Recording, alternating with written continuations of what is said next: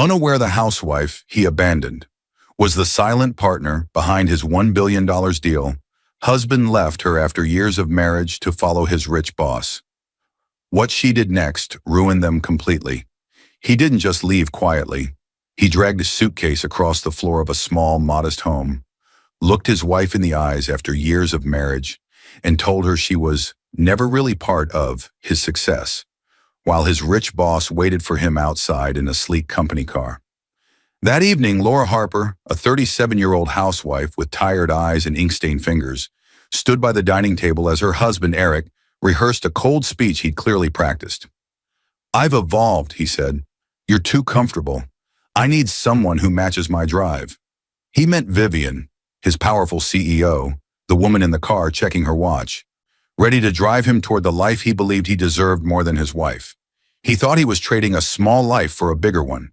He thought the woman folding his shirts and cooking in their simple kitchen knew nothing about billion-dollar deals. He thought the trust in her father's name was just family security, not something that could touch him. What Eric didn't know was this: the quiet woman he just abandoned wasn't just his housewife. She was the unseen mind behind his first investments, the silent signature buried inside the contracts that made his company worth a fortune.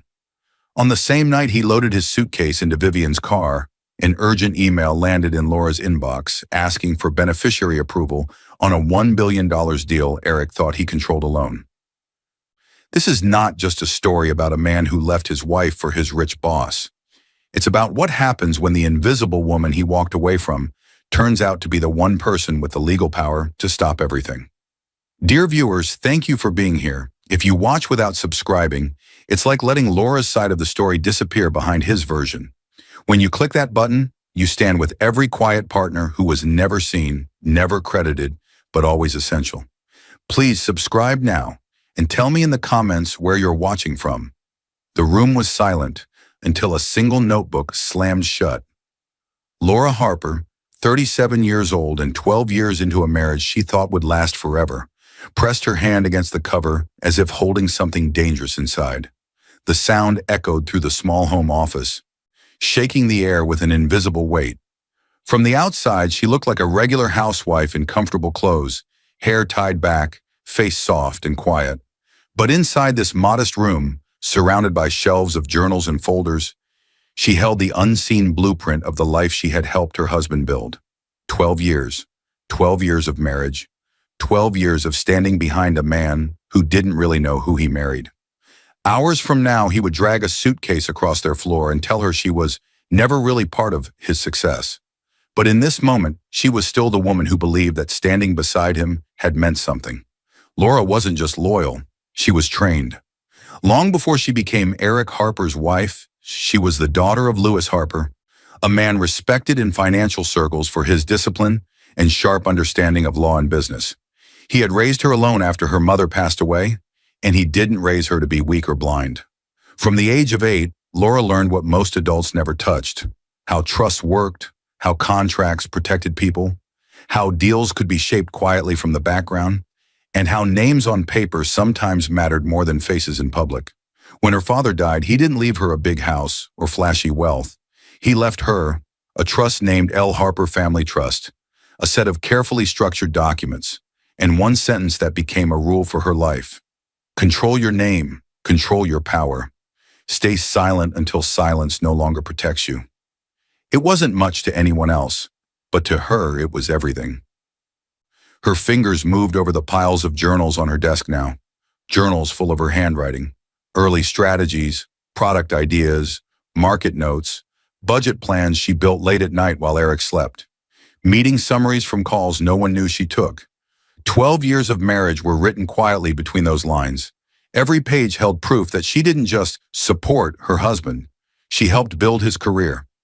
Eric Harper, now 39, charismatic and ambitious, was the face everyone saw. The man in suits, the one giving speeches, the one in photos with executives. To most people, he was the self-made success story. He believed that too. He believed he was the one who had climbed and hustled and earned everything. He believed his wife was just there at home, cooking, cleaning, smiling. He never truly understood what she did at this desk.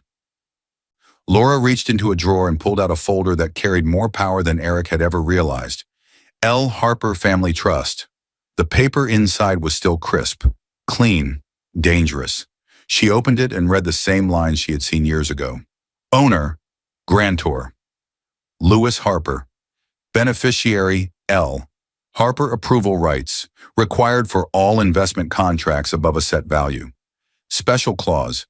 Beneficiary holds veto power for major transactions involving trust-owned shares.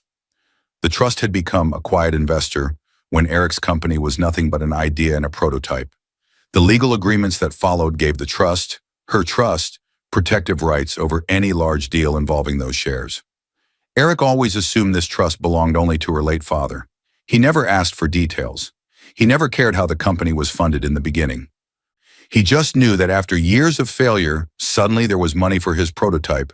He never wondered why. Laura closed her eyes for a moment and touched the framed photo of her father on the bookshelf.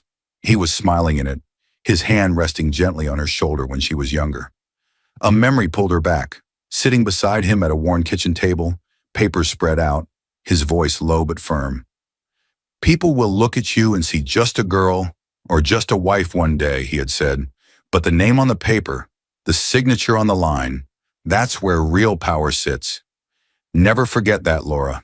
Stay silent if you must, until silence becomes dangerous. Back in the present, she opened her eyes and stared at the trust document. 12 years of marriage, 12 years of building, and suddenly something felt wrong, loose, off balance. She exhaled slowly and closed the folder. Her hand lingered on the cover, but her eyes didn't soften. They dimmed with something heavier, an awareness she didn't fully understand yet. Somewhere deeper in the house, a phone vibrated on the kitchen counter. Eric's phone. He had rushed out earlier, saying he couldn't be late for a meeting with Vivian. He never left his phone behind. Not once in 12 years. Laura glanced toward the sound, a quiet chill sliding through her. Why would he leave without it? She whispered. A question with an answer she wasn't ready to hear yet. His forgotten phone will become the first visible crack in their 12-year marriage. The memory didn't drift in gently. It crashed into Laura's mind like someone had ripped open an old door. She could still hear Eric's panicked voice from years ago, echoing through their tiny living room. I can't do this, Laura. I'm drowning. This idea will die before it even starts. He was younger then, about 30, thin from stress, pacing back and forth with a stack of unpaid bills in his hands. His hair was messy, his confidence broken, his dreams burning out faster than he could speak them. He was a man desperate to succeed, desperate to prove himself, terrified of failure. Laura stood in the doorway of her home office in the present, staring at Eric's forgotten phone on the counter, and that old memory came roaring back with painful clarity. Extreme beginning intensity achieved. Now we slow down. She walked back to her desk, opened her journals again, and breathed through the sting in her chest. Back then, when Eric's ideas kept failing, he didn't need someone brilliant. He needed someone stable, someone who believed in him more than he believed in himself. And Laura had been that person 8 years earlier. Eric sat at the kitchen table, defeated, hands in his hair. I pitched this idea to 5 investors, and they all said no, he muttered. They think I'm inexperienced. Maybe they're right. That was the moment Laura had made a decision that would shape the rest of their lives. She excused herself quietly, walked to her childhood desk, and opened the one thing her father had left her, the L. Harper Family Trust. Inside was a modest inheritance, not life-changing, but enough. Enough to build a prototype, enough to buy software, enough to give Eric one more chance. Her father's voice echoed in her memory as she stared at the trust documents. Control your name. Control your power. Stay silent until silence no longer protects you. Laura knew what she had to do. She contacted her father's old lawyer, Mr. Dalton, a calm older man with silver-framed glasses and a steady presence. When he first met Eric, he recognized the man's charm, but also saw his lack of financial discipline. It wasn't a flaw. It was simply who Eric was, passionate, creative, but reckless. One afternoon, Mr. Dalton asked them to come in to finalize documents for the funding of Eric's first prototype. But Eric didn't show up. He was curled in bed, exhausted, drained from rejection, and terrified of signing anything that involved legal or financial responsibility. "Laura, can you go alone?" he had asked, eyes tired. "I can't think straight, and all that paperwork stuff confuses me anyway." She kissed his forehead and promised, "I'll take care of it." At the lawyer's office, Mr. Dalton studied her carefully before explaining something important. "Eric already has several loans and debts tied to his name. If we place this seed money and the ownership structure directly under him, his creditors could swallow everything if anything goes wrong. But if we structure it through your family trust, the trust can own the initial shares and still support his company." Laura blinked, confused. "You mean the trust becomes the shareholder?" "Yes," he nodded gently. "We'll set Harper Dynamics up so that the L. Harper Family Trust holds the protective stake. You'll give Eric operational control of the business, but the trust keeps veto power over major deals. Since the trust lists only L. Harper, most people will assume it's still tied to your father's estate. That protects him and you." It was logical, it was safe, it was quiet. She signed on the line labeled simply, "Beneficiary L. Harper." Eric signed nothing, not a single page, because he wasn't present, because he didn't want to handle the boring stuff, because he trusted her so completely he never questioned what she did behind the scenes. And Laura never used her full name. Back in the present, she whispered to herself, "You never knew, because you never wanted to know."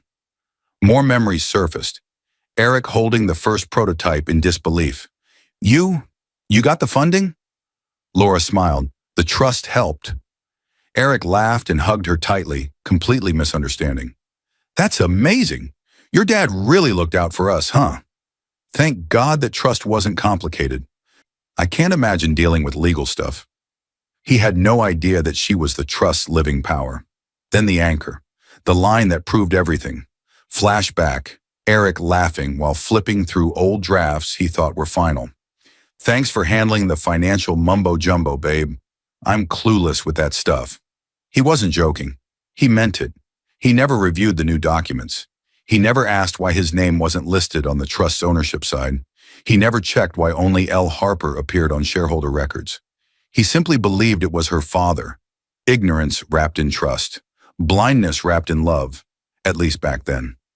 Laura exhaled shakily, still staring at Eric's phone on the counter. Then she noticed something. A message notification glowing on the screen. "Dinner tonight, 7 p.m., same place. Vivian, Eric's boss."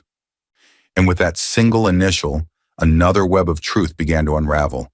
The presence of Vivian changes everything, and Laura begins to notice a shift she can no longer ignore. The sound hit her like a slap. A loud burst of laughter erupted from the hallway. Eric's laughter, sharp, proud, full of confidence Laura had never heard from him before. It wasn't joy, it wasn't excitement, it was the laughter of a man tasting the sweetness of victory and taking full credit for it. Laura froze beside her desk. A few minutes earlier, she'd heard the front door open and close quickly. No knock, just keys turning. Eric had come back for his forgotten phone, grabbed it from the kitchen counter, and taken a call before she could even step out of her office. Now he strutted into the living room, phone in hand, speaking loudly to someone on the line. "Yeah, I told the team the idea came to me last night," he bragged. "They loved it. Vivian said it was genius material." He paused, listening, smiling wider. "Of course I can present the pitch. I wrote the whole thing." Laura's breath caught. He wrote it? The pitch he was bragging about. She had written the entire structure of it 2 nights ago while he slept. Extreme intensity established. Now the slowing reflection begins. She slipped quietly into her home office, the door half open as Eric continued talking. Over the years, their company, Harper Dynamics, had grown from a desperate idea to a real business. But what no one outside their home truly knew was that countless late nights, countless calculations, and countless decisions had been made by Laura behind the scenes. She shaped Eric's presentations. She refined his language and softened his tone. She wrote emails he sent to investors, drafts typed by her, sent by him. She even joined early negotiation calls as Ms. Harper from the Family Trust. careful with her words so no one tied that calm voice directly to Eric's wife at home. People knew there was a Harper trust in the background. They assumed it was old family money, guided by an office somewhere, not by the woman folding Eric's shirts in a modest house. Because everyone believed Eric built the company with his natural leadership. And Laura had allowed that at first, not out of weakness, but out of love, out of loyalty, out of the belief that marriage was teamwork, not credit keeping. 2 years earlier, Laura sat at the dining table rewriting one of Eric's proposals. She improved the numbers, clarified the strategy, and added market insights he hadn't considered. When they submitted it, investors were impressed. They called him a rising visionary. Laura smiled and celebrated with him. She didn't need credit, not then. But as the company grew, something else grew alongside it, Eric's ego. She heard him laughing again. "Vivian said I have natural instincts," he boasted. "She thinks I can lead an entire division one day." Vivian. Laura had only met the woman twice, but that was enough to understand who she was. Vivian Hayes, wealthy, confident, polished, the CEO of the major partner firm that had taken equity in Harper Dynamics. The woman who had once shaken Laura's hand with a smile that didn't reach her eyes. The woman who often praised Eric in front of crowds but looked at Laura like she was invisible. Laura stepped into the living room, her voice gentle. "Eric, did you get my notes on the pitch slides? I think slide 7 needs—" "I already fixed it," he snapped quickly, waving her off. "I've got it, Laura. This is my field, not yours." The shift was subtle, but sharp. His tone, his posture, his confidence, suddenly too high, too inflated. Laura swallowed her words. Inside, a quiet pressure pushed against her ribs. It wasn't anger. It wasn't sadness. It was confusion. Where had this version of Eric come from? Her phone buzzed. A message from Marianne, her closest friend for over 15 years. "Saw the pitch online. Your touch is all over it. You basically built this company." Laura stared at the message for several seconds before replying only, "Let him shine. It's his dream."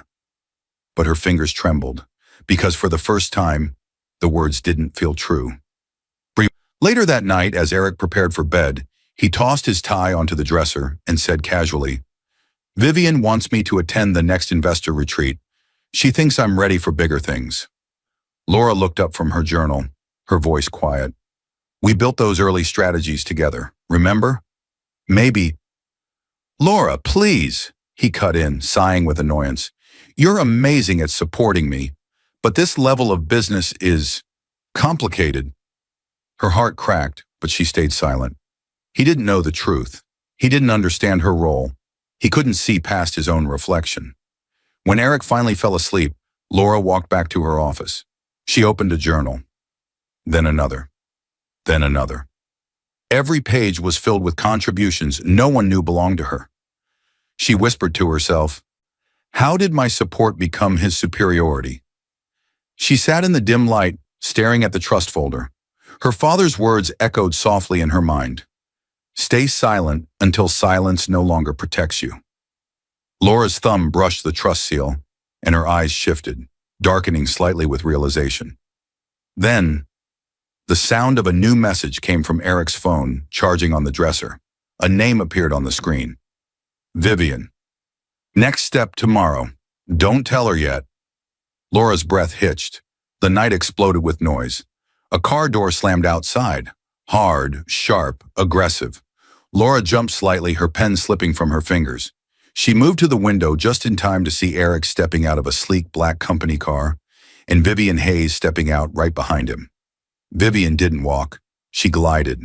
Tall, polished, mid-40s, with a confidence that entered a room before she did. She was the CEO of the investment firm that held a major stake in Harper Dynamics, a woman known for her cold precision and expensive taste. Her presence never felt accidental. Laura froze as she watched her husband laugh at something Vivian whispered, his entire posture pulled toward her, like metal to a magnet. Extreme tension established. Eric walked her to the car again, nodding eagerly, desperate for approval. Vivian touched his arm lightly, a gesture too intimate to ignore, then finally left.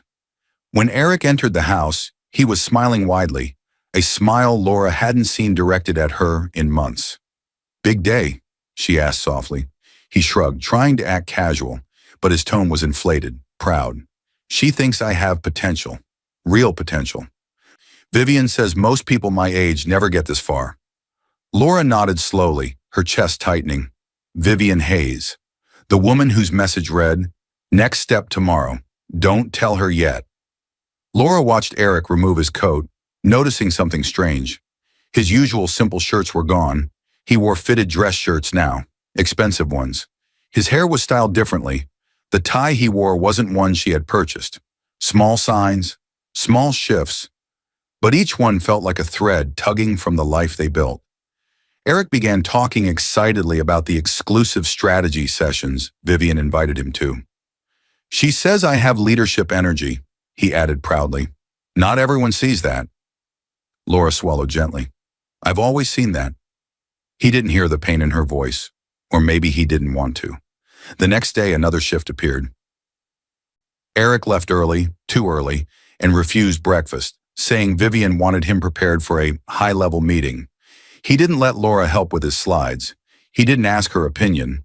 He didn't even show her his presentation markers, something he used to do out of habit. Laura stood in the hallway watching him tie his shoes. For the first time, he didn't double-check if his collar was crooked. He didn't lean in for her reassurance. He didn't need her, or rather, he believed he didn't. Hours passed. Laura stayed in her home office, trying to focus on her journals, but her mind kept drifting back. When Eric returned, he carried a new cologne scent, a new briefcase, a new ego. "How was it?" she asked. He loosened his tie, smiling. "Amazing. Vivian thinks I'm one of the most promising guys in the company." The way he said it stung. Later that week, Laura joined Eric at a corporate dinner, Vivian's idea. Vivian greeted everyone warmly, then turned to Laura with a smile that felt thin and mechanical. "So you're the wife," Vivian said, voice dripping with polite dismissal. "Eric speaks highly of you." "Thank you," Laura replied kindly. Vivian's eyes flicked over her outfit. Simple, elegant, not expensive. "I imagine corporate work must not be your thing," she said casually. "Wives usually find it stressful." Laura forced a smile. "I manage just fine." Vivian leaned in, lowering her voice. "It's best you let Eric carry the business load. This world is too intense for people who aren't trained." Laura felt heat rise under her skin. Trained. She wanted to laugh. She was trained by her father from the age of 8, but she stayed silent. Throughout dinner, Vivian praised Eric endlessly. "Your instincts are sharp. You think like a leader. Not many people have your talent." And each compliment pushed him farther away from Laura. Laura felt the shift in the air, subtle but dangerous. When Vivian spoke to the group, Laura noticed something else. Vivian never mentioned the early investments, never credited the trust, never acknowledged the silent partner structure. Vivian's role became clear. She was grooming Eric, molding him, inflating him, slowly convincing him he built everything alone. The more Vivian praised him, the more Eric believed he created the company himself. His ego grew, his gratitude shrank, his awareness disappeared. After dessert, Vivian leaned close to Eric, speaking softly but not softly enough. "You don't owe anyone your success, Eric. Especially not a housewife." Laura's heart froze. Eric hesitated, then nodded. He nodded. That small motion felt louder than any scream. When they reached home, Eric walked ahead without waiting for her, his shoulders squared with new confidence. Laura stayed by the car a moment, trembling. She looked up at their home, once theirs, now suddenly unfamiliar. Inside, Eric's phone buzzed again. A message flashed across the screen. "Vivian, tomorrow's test will show if you're ready for the next level." Laura's voice broke into a whisper. "What test?" The front door slammed so hard the picture frames on the wall rattled. 12 years of marriage shook with it. Laura flinched. Eric had never slammed the door before. Not in all the years since they'd stood in front of friends and promised to build a life together. They had survived debt, failure, stress. But tonight his anger felt different. It felt final. He stormed into the living room, chest rising and falling, tie loosened, eyes burning with something she had never seen directed at her before. Cold decision. His steps were sharp, controlled, like a man walking toward a stage, not his wife. Behind him by the entryway, a medium-sized suitcase leaned against the wall. It wasn't the overnight bag he used for short trips. It was the one they used when they moved into this house. Without sitting, he spoke in that low, practiced tone. "We need to talk." Those words had never scared her in 12 years. Tonight they did. She closed her journal slowly and looked up at him. "All right. What's wrong, Eric?" He drew in a deep breath, as if this moment was about his courage, not their life. "I've evolved, Laura." The words didn't match the man she knew. They sounded like a line from one of Vivian's leadership seminars. He continued, pacing a little, his voice too calm, too prepared. "I'm stepping into a new phase. I've worked too hard to stay small. I need someone who matches my drive, who understands the world I'm in now." The world he was in now, not the world they had survived together. 12 years of marriage suddenly felt like a job he was resigning from. "You've always been supportive," he added as if reading off a script. "And I appreciate that, but you're too comfortable, too settled." Laura swallowed. "Comfortable? Eric, I've stood beside you since you had nothing. I watched you fail, restart, fall apart. I took night calls, fixed your pitches, fought through every setback." He cut her off. "You helped at home, and I'm grateful for that. But I need more than a supportive wife." Her heart squeezed. He hesitated, then dropped the line that cut everything in half. "You've supported me, yes, but you were never really part of my success, not my career." 12 years erased in one sentence. He didn't know. He truly didn't know. He didn't know her trust funded his first break. He didn't know her hands shaped his strategies. He didn't know her name, hidden as Elle Harper, sat above his biggest deals. Not because the truth wasn't there, but because he never wanted to see it. "Eric," she whispered, calm but shaking, "if I was never part of your career, then what have I been standing in for all these years?" He looked away, jaw tight.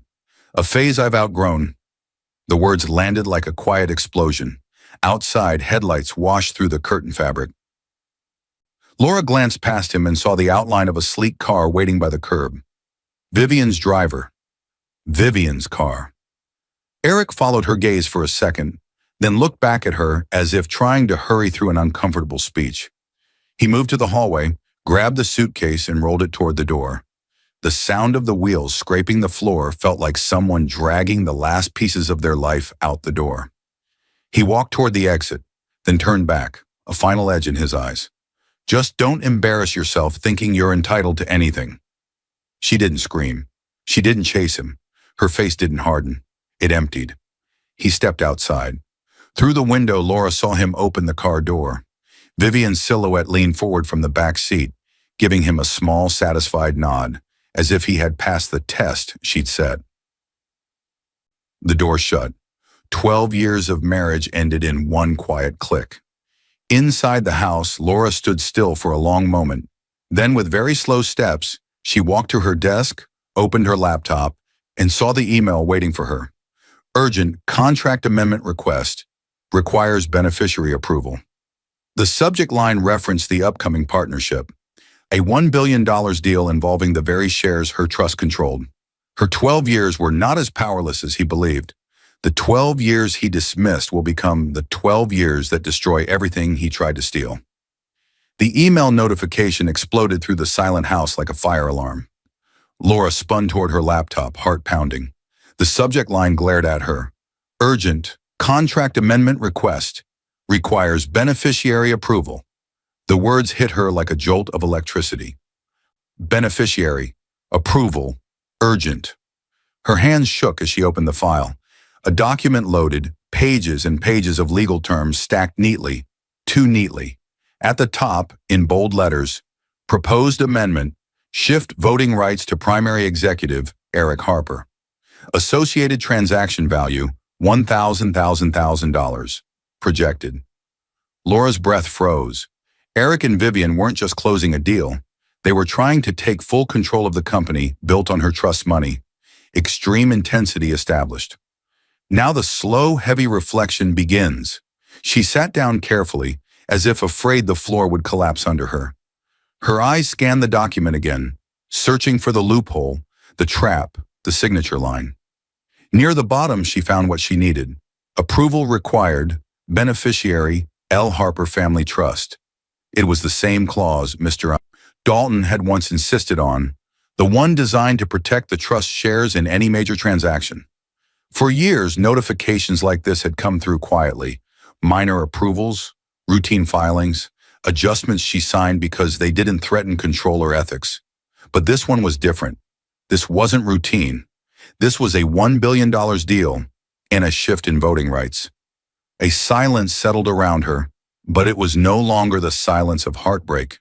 It was the silence before a storm. She opened her drawer and pulled out the old trust binder she hadn't touched in years. The cover was faded, the edges worn, but the contents inside were sharp, powerful. She turned page after page with trembling fingers. Financial statements from the first prototype she secretly funded, emails she wrote under the trust's assistant name, investment confirmation signed by beneficiary, L. Harper early contract drafts where Eric promised to work hard to make Laura proud. It was all there. Her fingerprints, everywhere, hidden, silent, undeniable. Her throat tightened as she remembered a younger Eric, sitting across from her at the kitchen table, thanking her for keeping track of boring things. He never realized what she was actually keeping track of. Flashback. She was in her father's lawyer's office 8 years ago. Mr. Dalton, her father's loyal attorney, sat with his hands folded. "Your trust is powerful, Laura," he had said in a calm, serious tone. "Powerful?" she asked. "How powerful?" He slid a paper toward her, one she still kept sealed in the binder. "Any deal above a certain value that involves trust-owned shares cannot move forward without the beneficiary's signature. You hold veto power. Never forget that." Veto power. She hadn't thought about that clause in years. Not really, not deeply. Back then, she never imagined using it. She trusted Eric. She believed in his dreams. She believed her silence was love, not weakness. Now, as her eyes followed the words on the amendment request, something inside her shifted, a quiet awakening. Laura stood and walked slowly around the room, the reality growing stronger with each step. "They think the trust belongs to my father," she whispered to herself.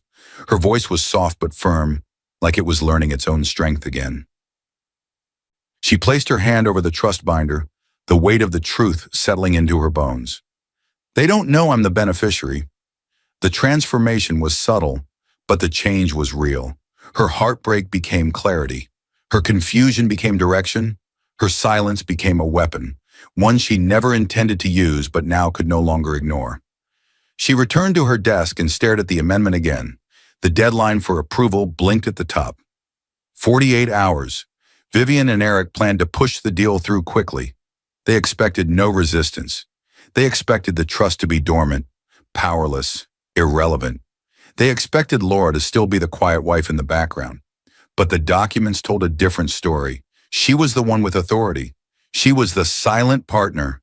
She was the final signature required for the deal. And she was the only one who could stop them. Her hand hovered over the binder, trembling not with fear, but with awakening power. The trust wasn't sleeping. She was. Now she opened her eyes. Just as she reached for her pen, another email appeared, this time from a private address she didn't recognize. No name, no subject beyond. "You need to see what they discussed today." Laura's breath caught. Someone out there knew what Eric and Vivian were planning, and for the first time, someone was sending the truth to her. Someone unexpectedly steps forward, and the truth they bring will change everything. The video started playing the moment she clicked the link. No play button, no pause, just instant movement. A grainy thumbnail expanded across the screen, and then sound filled the room. Eric's voice. "We just need the amendment pushed through." She won't question it. She never questions anything. Laura's heart slammed against her ribs. That one sentence, so casual, so dismissive, so blind, ripped through her. She slammed the laptop shut before the video could continue. Extreme intensity established. She stood completely still, breathing hard, one hand gripping the edge of the desk until her knuckles turned white. The betrayal had a voice now. It had proof. It had weight, but she didn't cry. Not anymore. Slow reflection begins. She opened the laptop again, not to replay the video, but to save it. Her fingers moved with new precision. She downloaded the file, copied it onto an external drive, and backed it up to a secure folder with a password only she knew. Then she pulled up every document tied to the company, to Eric's contracts, to Vivian's partnerships, to the trust. She spread them across her desk like puzzle pieces. Every investment, every meeting she signed for, every contract that required beneficiary, L. Harper approval, every deal Eric thought he could push past her. They all pointed to one clear truth. She had legal standing. She had authority. She had the right to challenge everything. But to win, to protect the company and herself, she needed more than documents. She needed a team. Her father used to say, "A strong mind is good. A strong team is unbreakable." So Laura wiped her tears, straightened her shoulders, and reached for her phone and called her father's old lawyer, Mr. Dalton. She called him first. The moment he heard her voice, he spoke with calm certainty. "I wondered when you'd need me again, Laura." She explained the amendment, Eric's departure, the $1 billion value, the anonymous video, Vivian's involvement. He listened without interruption. Then he said, "Bring every document you have. The trust was built for storms like this. We're not just signing or refusing, we're documenting a pattern." Mr. Dalton wasn't just a lawyer, he was the gatekeeper of her father's legacy.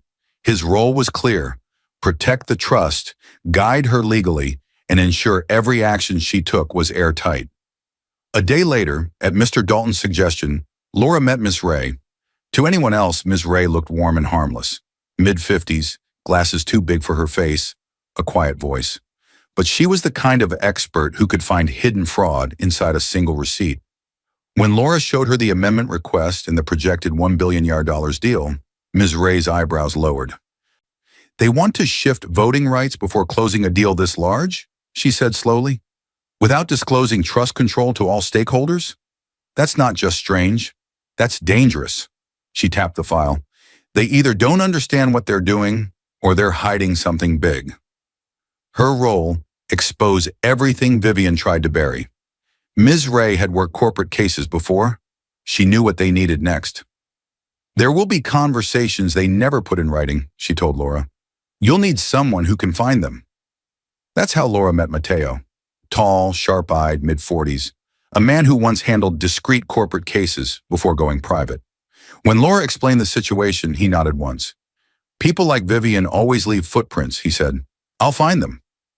His role: uncover conversations, secret meetings, hidden agendas, anything exposing Eric and Vivian's intentions. Mateo traced the anonymous email to someone who had once worked under Vivian, an ex-assistant named Jenna Morris, early 20s, who had quietly resigned months earlier. Jenna arrived at Laura's house trembling, unsure if she should have come at all. "I'm sorry," she blurted, clutching her bag. "I shouldn't have recorded them. It wasn't allowed, but I couldn't watch what they were doing anymore." Laura spoke gently. "You're safe here. Thank you for sending that video." Jenna's shoulders relaxed a little. Once she began talking, the flood wouldn't stop. She revealed everything she saw. Contract drafts Vivian told her to adjust without telling the board, internal memos where Vivian mentioned removing obstacles tied to the trust calendar entries for private dinners between Eric and Vivian that were later deleted financial data. Vivian ordered her to clean, moving risk off the books. She had kept copies of emails and files because something felt wrong. The anonymous video Laura saw was just one of several recordings Jenna had taken when meetings behind closed doors got too dark. Jenna's role: internal witness and documentation. Together they formed a circle around Laura. Not loud, not flashy, but strong. Quiet intensity. Days passed in a blur of scanning, sorting, investigating. Ms. Ray uncovered multiple financial anomalies, sums redirected to accounts tied to Vivian's shell entities. Mr. Dalton confirmed at least 3 contract breaches and conflict of interest violations. Jenna provided emails she had secretly saved, proof of Vivian's manipulation and Eric's awareness. Mateo retrieved audio clips from a restaurant where Eric met Vivian, clips showing they planned to override the trust completely. Piece after piece, the story unfolded. Vivian had been hiding risk and fraud for years. Eric had willingly concealed financial dangers. Together, they attempted to shift voting power to cover their actions and lock Laura out. The trust required beneficiary approval for deals of this size. Without Laura's signature, nothing could move forward legally. With her evidence, the board and regulators couldn't ignore her. Late one night, Mateo arrived at Laura's house with something in his hand, a black flash drive. "You should watch this when you're ready," he said quietly. "It's a cleaned, extended version of those recordings. There's more than what Jenna sent. This is the piece that ties everything together." Laura stared at it. Her hand trembled, not from fear, but from the weight of what this drive might contain. Mateo added, lowering his voice, "If you decide to go public, or to the board, this is what they'll have to see." He left, closing the door behind him. Laura stood in the silent house, staring at the flash drive glowing faintly on the table. Her breath hitched. Whatever is on that flash drive will explode everything. Right in the middle of Eric and Vivian's biggest event, the screens exploded to life in a blinding burst of white light. Every shareholder in the room, hundreds of high-ranking investors, analysts, board members, executives, jerked their heads toward the stage. The room fell into sharp, electric silence, the kind that crackles in the air before something devastating happens. On stage, Vivian Hayes stood confidently beside Eric Harper, both dressed in their finest. They were ready to announce the finalization of the biggest deal the company had ever seen, a $1 billion partnership set to elevate Eric's career beyond anything he had ever imagined. Behind the scenes, the contract signing system was linked to the trust's approval mechanism. Earlier that morning, the legal department had received something they never expected, a formal veto notice from the L. Harper Family Trust, a beneficiary statement, and the flash drive Laura's team provided. But Eric and Vivian didn't know that yet. Extreme intensity established.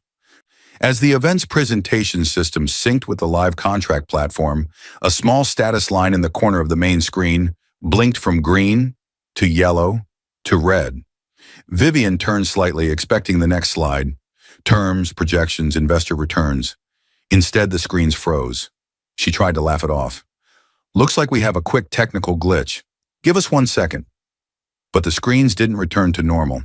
Instead, bold red words appeared across every display.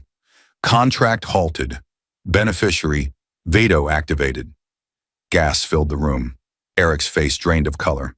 What does that even mean?" The crowd erupted with murmurs. "Veto? Beneficiary? The trust intervened? Who has that power?" An alarm rang inside Eric's mind, but panic forced him to step forward, shouting over the noise. "Who activated this?" he demanded. "Who has authority over our partnership?" A voice answered from the side, steady, official, and cold.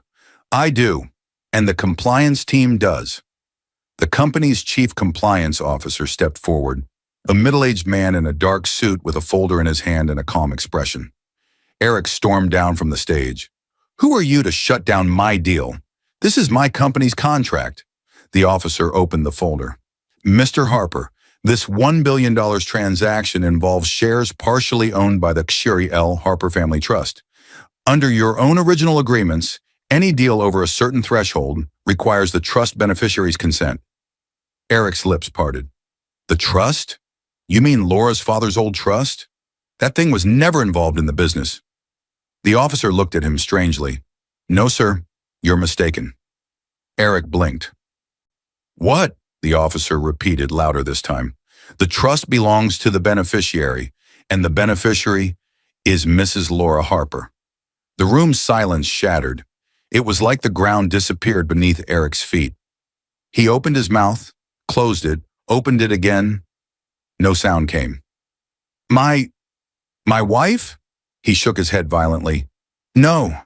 The trust was her father's. Her father handled. She can't."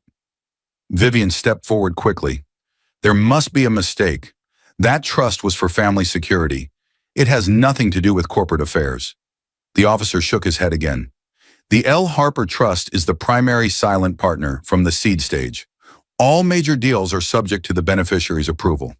We verified the trust records, the beneficiary's ID, and her notice of veto filed this morning with legal and the board. Every executive turned toward them, shocked. Eric's voice cracked.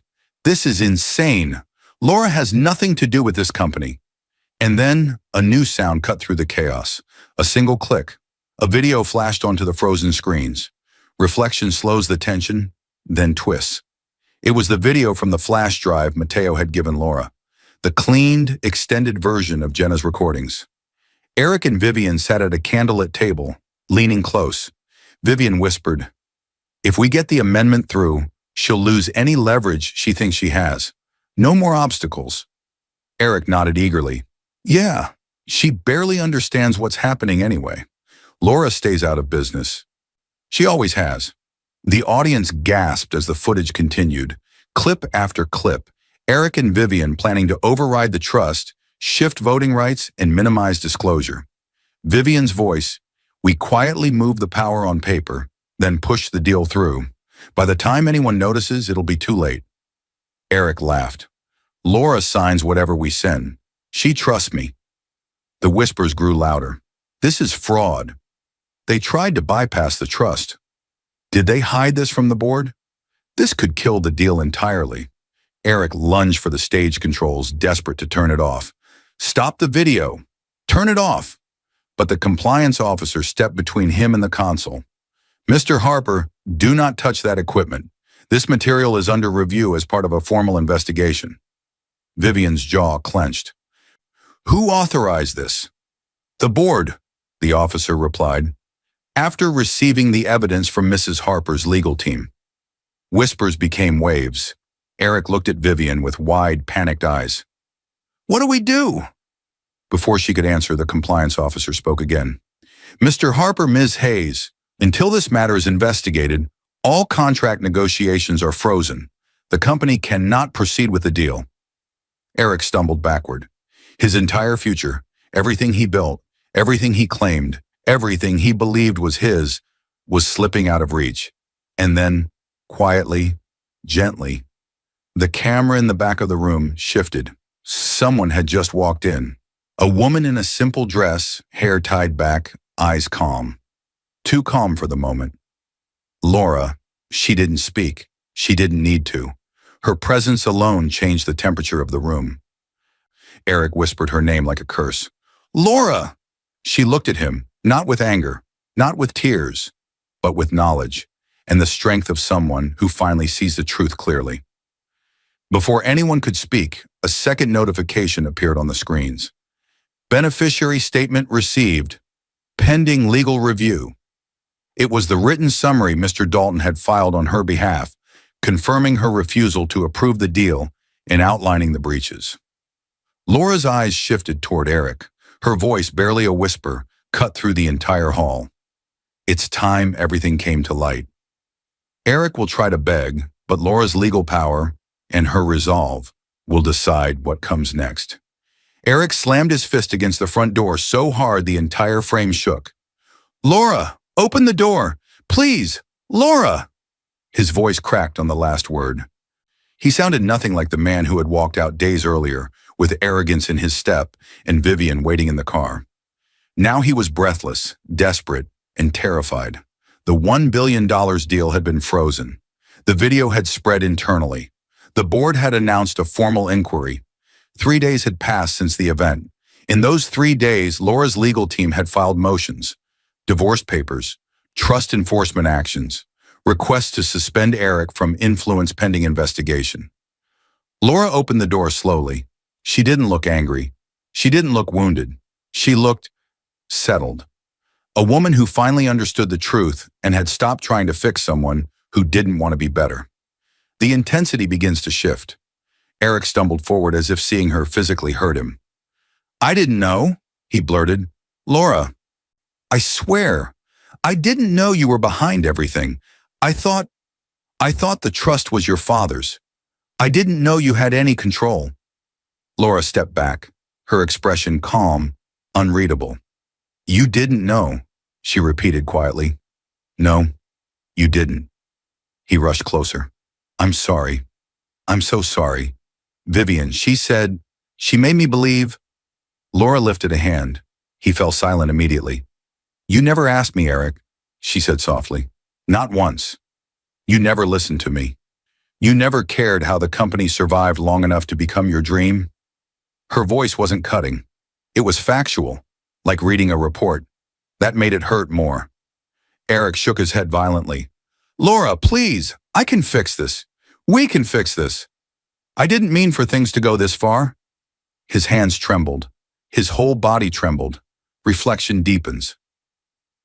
Laura watched him for a long moment as if studying a stranger. You left, she finally said. You left to chase someone who told you what you wanted to hear. And now that everything is collapsing, you come back. Because you need something. I need you, he whispered, tears forming. Please. But Laura didn't soften. She didn't step closer. She simply moved aside. Behind her stood a man in a dark suit holding a stack of documents. Eric blinked. Who is he? The man stepped forward professionally. Mr. Harper. Yes, Eric said, voice thinning. The man extended the envelope. You've been served. The words hit harder than any shout could have. Eric staggered back a step. Served?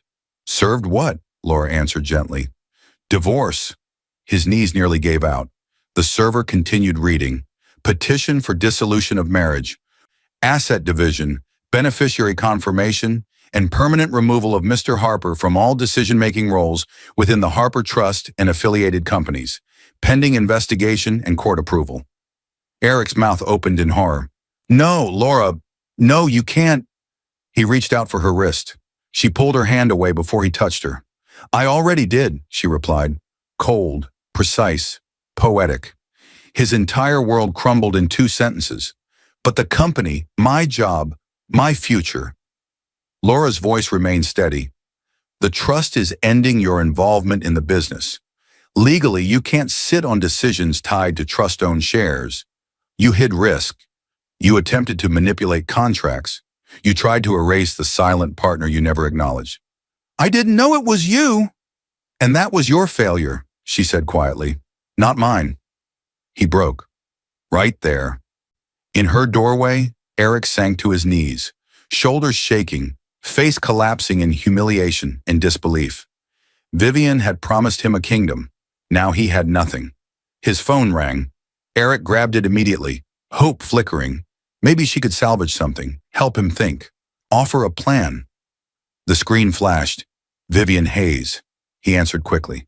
Vivian, thank God. Listen, something went terribly wrong. The deal is frozen, Laura. Vivian's voice cut in, sharp and cold. We're ruined. Eric froze. What? You and I are being investigated. The board is distancing from both of us. Investors are pulling out. My position is already under review. Vivian, wait, listen. I need you. Don't contact me again. Her voice hardened like steel. We never had a relationship. You were a useful employee until you became a liability. The call disconnected. Eric stared at his phone as if it had burned him. Vivian had abandoned him just as fast as she had pulled him in. His last illusion shattered. Slowly, he lifted his eyes to Laura, standing silent and composed at the doorway. He whispered, voice completely broken. What happens now? Laura studied him, this man she once loved, this man who never saw her. Her answer was soft and final. Now you face the consequences you created. She closed the door gently, not slamming it, not in anger, but in closure. As the latch clicked, Laura walked deeper into the house. On her desk flashed a new email notification. Court hearing scheduled. Trust enforcement and executive removal motion set. Vivian Hayes added to the inquiry. She breathed in slowly. Tomorrow would be louder. The courtroom becomes the final battlefield, and Laura's power will be undeniable. The gavel slammed so hard the entire courtroom jumped. All motions approved, the judge declared. Mr. Eric Harper and Ms. Vivian Hayes are formally removed from executive influence over trust-controlled assets and any related company decisions, pending further investigation.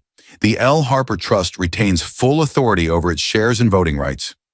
The words cracked through the air like lightning. Eric's shoulders collapsed. Vivian's face hardened, drained of color.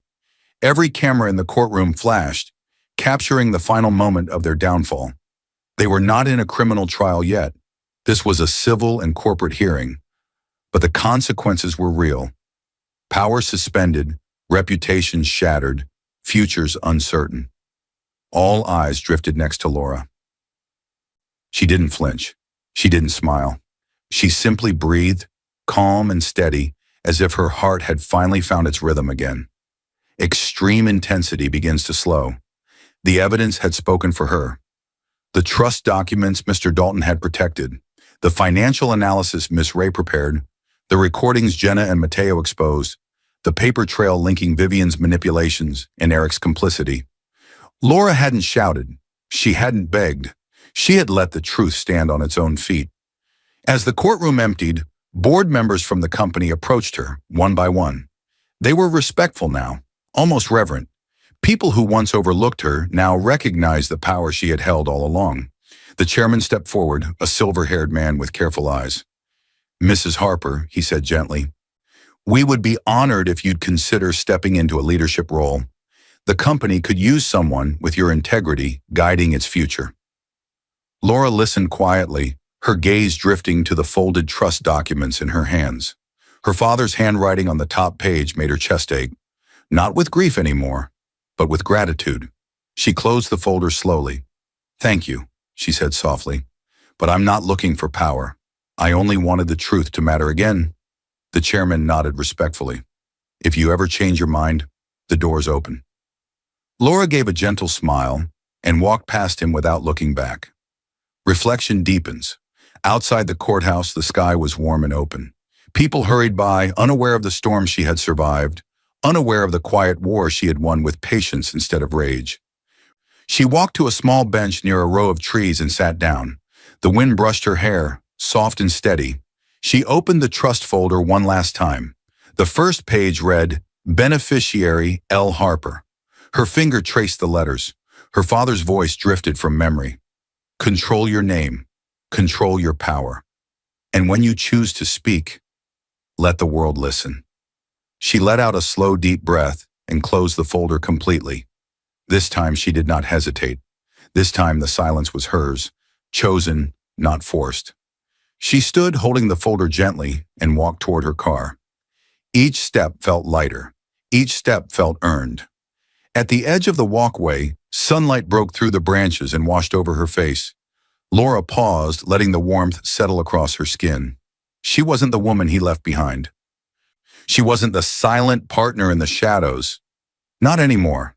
Final narration settled softly through the scene. He built his empire on her silence, and she ended it with her truth. Laura smiled faintly, turned toward the open road and stepped forward. Some stories end quietly, but their echoes last forever.